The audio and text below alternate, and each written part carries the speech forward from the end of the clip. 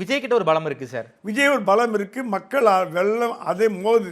Okay. இப்போ நீங்க கிரௌடே வரலன்னு இந்த ஆக்சிடென்ட் நடந்திருக்காது. இவ்வளவு லட்சக்கணக்கான மக்கள் வந்ததுனால அந்த விபத்து நடந்தது. அப்படி கணக்கு பண்ணி பார்த்தாங்க. ஸோ விஜய்க்கு ஒரு ஆதரவு இருக்கு, ஆனால் மக்களிடம் ஆதரவு இருக்கு, யங்ஸ்டர்ஸ் ஆதரவு இருக்கு. அந்த ஆதரவு வந்து விஜய் என்டிஏக்கு ஓட்டு போடுங்கன்னா விஜய் சொன்ன பேச்சை கேட்குற க்ரௌடு தான் விஜயோட ரசிகர்கள். எம்ஜிஆரை வந்து யாரும் கேள்வி கேட்கல.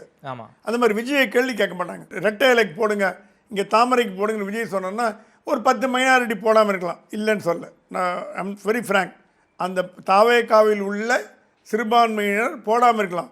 But majority of them Vijay பேருக்கு கேட்கக்கூடியவர்கள் தான் இருக்காங்க. ஓகே. விஜய் தேர்தலை எதிர்கொள்ள இந்த ஒரு பாஜக கூட்டணி உதவும். ஏன்னா விஜய் தனியாக போட்டி போட்டார்னா திமுக அவரை காலி பண்ணி விஜயகாந்த் பாக்யராஜ் கட்சி மாதிரி ஆகிடும்.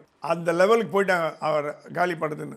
பொலிட்டிக்கலாக நான் சொல்கிறேன், தப்பான முறையில் சொல்ல. பொலிட்டிக்கலி அது எல்லா கட்சிக்கும் உண்டு, உரிமை உண்டு. ஓகே. திமுகவை எதிர்கொள்ளணும் என்றால் தாவேகாவிற்கு இருக்கும் ஒரே ப்ரொடெக்ஷன் பாஜக தான். வேற எந்த ப்ரொடெக்ஷனும் கிடையாது. அந்த ஒரு ஷீல்டு, அந்த ஒரு பாதுகாப்பு அரண் கொடுக்கக்கூடிய இடத்துல பாஜக இருக்கிறதுனால தான் விஜயால் இதுவரைக்கும் தப்பிச்சிக்க முடிஞ்சது, இனிமேல் தப்பிச்சிக்க முடியும்.